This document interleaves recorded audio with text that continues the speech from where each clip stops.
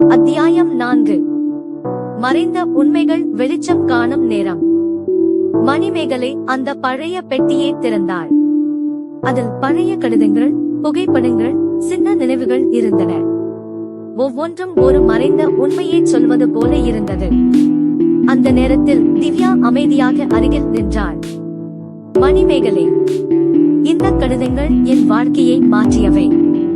இப்போது உனக்கும் உண்மையை சொல்ல வேண்டிய நேரம் வந்துவிட்டது என்றாள். மணிமேகலை அதிர்ச்சியோடு கேட்டாள், என்ன உண்மை திவ்யா? எல்லாரும் உன்ன மரணம்னு நினைச்சாங்க.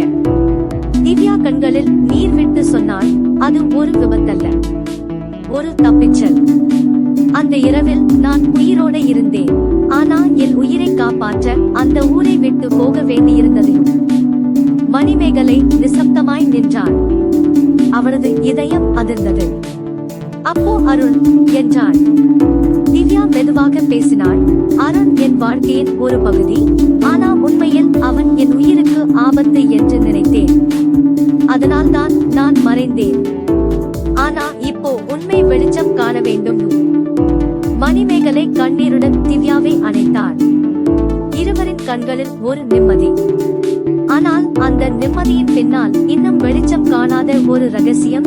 அந்த இரவு மழை பெய்தது. வானம் அமைதியாக இருந்தது. ஆனால் மணிமேகலை மனசில் ஒரு கேள்வி மட்டும். இன்னும் எத்தனை உண்மைகள் வெளிச்சம் காண போகின்றன? இது ஜனனி யூனிவர்ஸ். ஒவ்வொரு கதையும் உணர்ச்சியோடு